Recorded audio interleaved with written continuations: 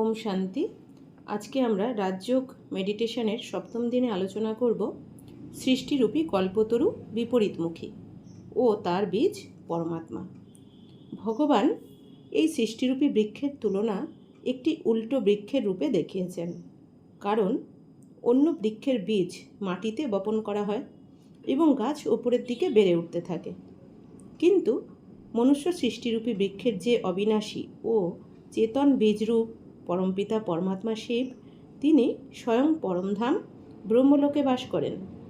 চিত্রে নিচের দিকে কলিযুগের শেষ এবং সত্যযুগের শুরু এই সঙ্গম সময় দেখানো হয়েছে। ওখানে শ্বেত বস্ত্র পরিহিতা ব্রহ্মা, সরস্বতী এবং কয়েকজন ব্রাহ্মণী ও ব্রাহ্মণ সহজ রাজযোগের স্থিতিতে বসে আছেন। এই চিত্রের মাধ্যমে এই রহস্য বোঝানো হয়েছে যে কলিযুগের শেষে কোনো মনুষ্য আত্মার মধ্যেই জ্ঞান ছিল না যে আমরা আসলে কে, কোথা থেকে এসেছি আর কী বা আমাদের লক্ষ্য।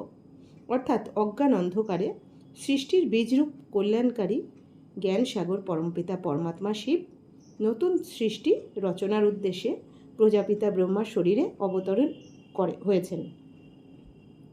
যারা এই জ্ঞান ধারণ করেন তাদের পবিত্র ব্রাহ্মণ বলা হয়।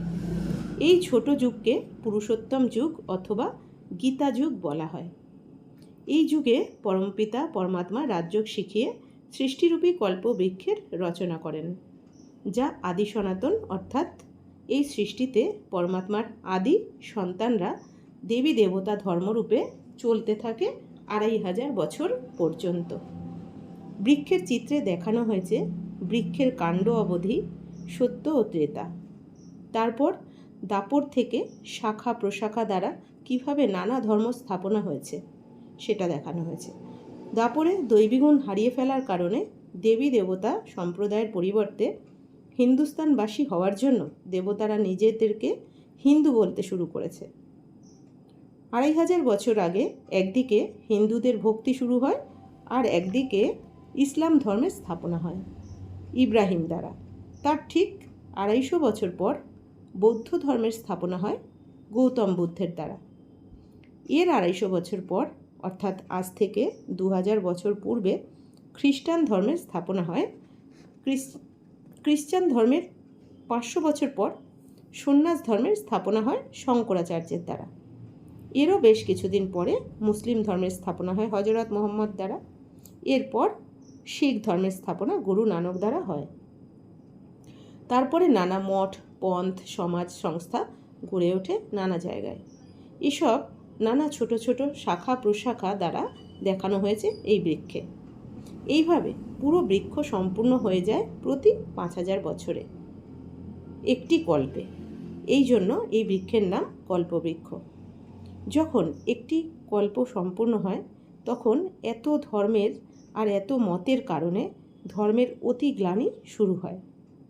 যখন আমরা সত্য জ্ঞান ভুলে যাই তখন ভগবান এসে আমাদের নতুন কল্পের জন্য সত্য জ্ঞান দেন। কল্পের শেষে সমস্ত আত্মারা তাদের কর্মের সব হিসাব নিকাশ চুক্ত করে পরমধাম ফিরে যায়। তারপর আবার যার যার সময় অনুযায়ী নির্ধারিত সময় পৃথিবীতে নামতে থাকে। পরমাত্মা যেহেতু অজন্মা, অর্থাৎ কোনো মায়ের গর্ভে তার জন্ম হয় না, সেহেতু জ্ঞান শোনানোর জন্য তিনি পরকায়া প্রবেশ করে জ্ঞান শোনান। তাই পরমাত্মা দাদা লেকরাজের শরীরে এসে জ্ঞান দান করেন।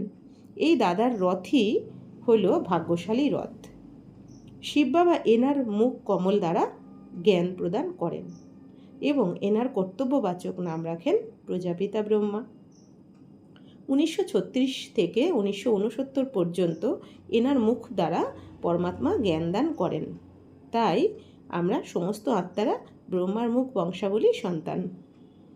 যেহেতু বীজ থাকে নিচে আর পরমাত্মা থাকেন ওপরে, তাই এই কল্পতরুকে উল্টো তরুও বলা হয়। যেহেতু বীজটাই ওপরে, তাই গাছটাই উল্টে দেওয়া হয়েছে। বীজের পর ইম্পর্টেন্ট হলো শিকড়। শিকড়কে যত ভালো খাবার দেওয়া হয় ফল ততই ভালো হয়।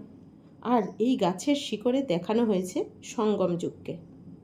এই সঙ্গমে কল্পবৃক্ষের শিকড়ে যে দুজনকে দেখানো হয়েছে, একজন বৃদ্ধ আর একজন কুমারী, অর্থাৎ একজন ব্রহ্মা বাবা আর একজন তারই বংশাবলী সন্তান সরস্বতী। এরা পিতা ও পুত্রী। এই সরস্বতী পড়াশোনা ও গুণে নাম্বার 1 ছিলেন। নাচ, গান আর এই আধ্যাত্মিক জ্ঞানকেও উনি এত সুন্দর করে বুঝলেন ও নিজের জীবনেও ধারণ করলেন ও অন্যদেরও করালেন যে পরমাত্মা এনাকে পরবর্তীকালে নাম দিলেন জগদম্বে সরস্বতী। করাচিতে যখন 350 জন সমর্পিত ছিলেন তখন এই সরস্বতীকেই ওদের পালনার দায়িত্ব দেওয়া হয়েছে। এনার মধ্যে এত মায়া মমতা ছিল আর খুব স্নেহ ভালোবাসা ছিল, তাই সবাই এনাকে ভালোবেসে ডাকত মাম্মা। আচ্ছা, ওম শান্তি।